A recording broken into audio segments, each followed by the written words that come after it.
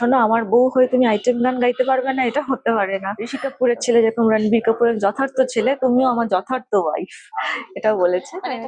নমস্কার, আজকে আমাদের সাথে রয়েছে পূর্বী চ্যাটার্জি, সিঙ্গার।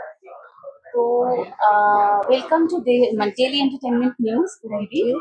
আজকে তোমাকে আমাদের সাথে পেয়েছি, মানে এটা আমাদের খুব একটা মানে প্রেস্টিজিয়াস বলতে পারো বা ও ব্লেসিংস বাবা, বলতে পারো, তোমাকে পেয়েছি আমরা। আর তুমি তো মানে নর্মালি কলকাতায় খুব কম থাকো বোধহয়। না না, অন অ্যান্ড অফই থাকি, কলকাতায় বেশি থাকি। আগে বম্বেতে বেশি থাকতাম, তারপর আফটার কোভিড স্বামীদের বাবা মার জন্য আমরা এখন কলকাতায় শিফট স্টেশন করেছো? কলকাতায়। হ্যাঁ, আচ্ছা আচ্ছা।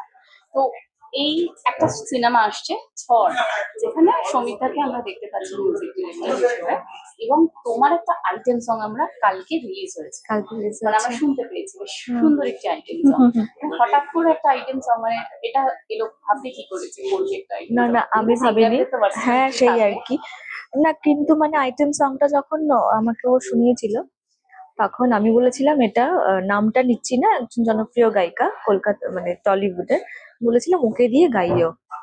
তখন বললো যে আগে তুমি আগে গাও তো স্ক্র্যাচটা, আগে শুনি কিরকম লাগে, কারণ তুমি পারবে না কেন, সিঙ্গার্সদের তো ভার্সেটাইল হতে হয়। তো আমি বললাম যে আচ্ছা ঠিক আছে গাই। এবার গাওয়ার পর মানে ডিরেক্টরের টিম, প্রডিউসারের টিম, ওদের খুব ভালো লেগে গেছে। বললো না ভালো লাগছে তো। তখন ফাইনাল টেকটা দিলাম, তখন আমাকে বললো যে শোনো, আমার বউ হয়ে তুমি আইটেম গান গাইতে পারবে না, এটা হতে পারে না।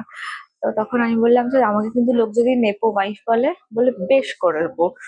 ভালো যদি কেউ হয়, ভালো বাচ্চাদের বাবারা ভালো বলবেই।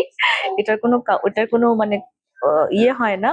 ঋষি কাপুরের ছেলে যেরকম রণবীর কাপুরের যথার্থ ছেলে, তুমিও আমার যথার্থ ওয়াইফ, এটা বলেছে। মানে এটা একটা বিশাল বড় কমপ্লিমেন্ট। হ্যাঁ, আর বিশাল। এরকম একটা সাপোর্টিভ হাজবেন্ড হ্যাঁ, ও পাওয়াও একটা ভীষণ বলো। সাপোর্টিভ।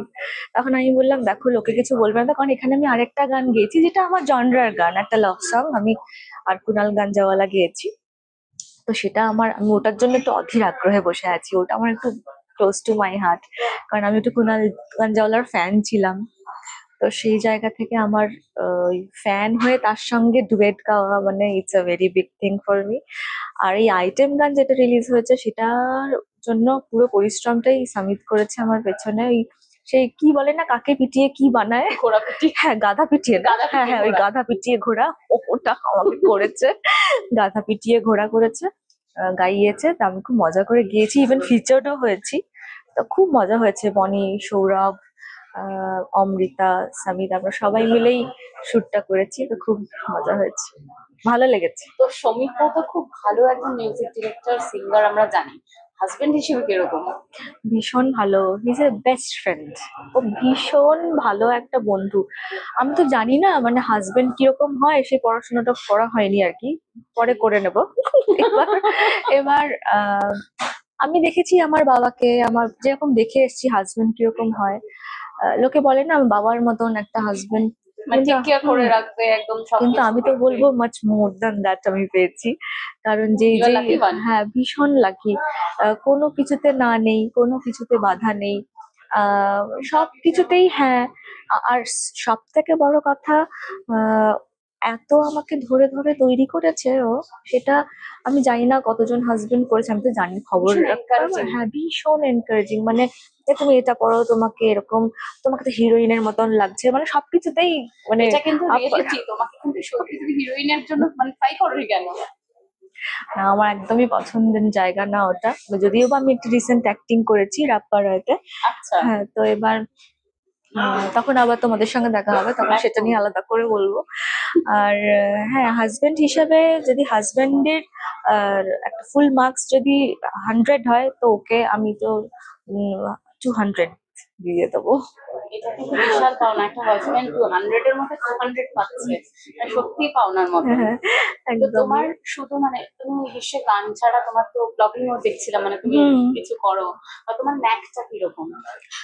আমার না পার্টিকুলার কোনো ন্যাক নেই, জানো তো, মানে আমি ভীষণ হ্যাপি গো লাকি, মানে আমার ওরকম কোনো বাধা ধরো টার্গেট নেই যে আমাকে ওরা সব করে নিচ্ছে, আমাকে সব করতে হবে, হ্যাঁ, মানে ওই গানটা কেন পেয়ে যাচ্ছে, আমাকে ওটা করতে হবে। আমার একদম যদিও বা 7-8 বছর আগে একটু হলেও হতো, মিথ্যে কথা বলবো না, এখন একদম হয় না। জানি না, হয়তো মাইন্ড ফ্রেমটা অন্যদিকে চলে যাচ্ছে। আমার খালি মনে হয় জীবনের সুখ থাক, শান্তি থাক, তাহলেই ফ্রি হবে। টাইমে কি করতে ভালো লাগে? রিল্যাক্স করতে মানে ঘুমাতে? না, আমি ফ্রি টাইম না, আমি খুব একটা দেরি করে ঘুম থেকে উঠলেও অত ঘুমোতে ভালোবাসি না, মনে হয় দিনটা চলে যাচ্ছে।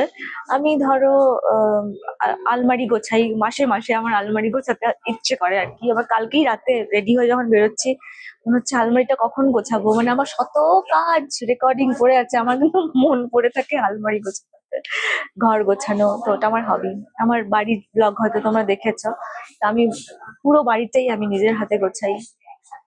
তো সামনে তো পুজো আসছে, শপিং কমপ্লিট?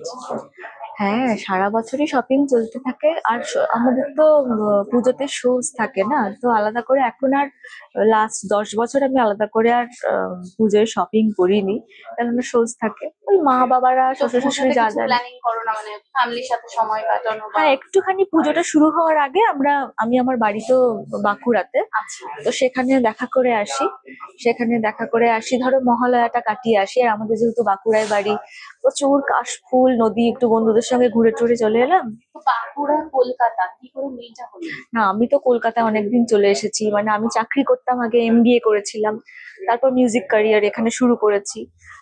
আমার কলকাতা 2008-এ আমি এসেছি আর কি, তো সেই আর সূত্রে। সেই সূত্রেই আলাপ।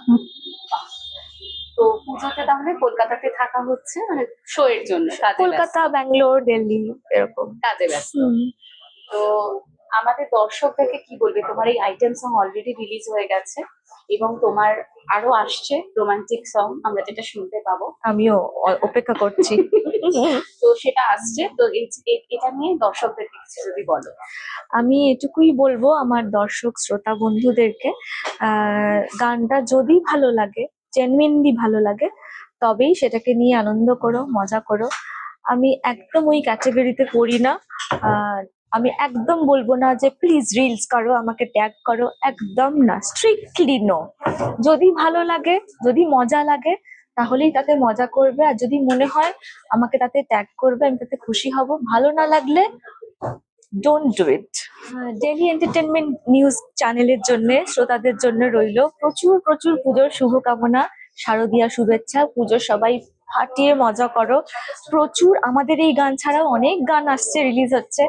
যার যেই গানটা ভালো লাগে সেই গানটাকে নিয়ে পুজোটাকে কাটাও, রিলস করো, খাওয়া দাওয়া করো, মজা করো। আর কি, পুজো খুব ভালো কাটুক।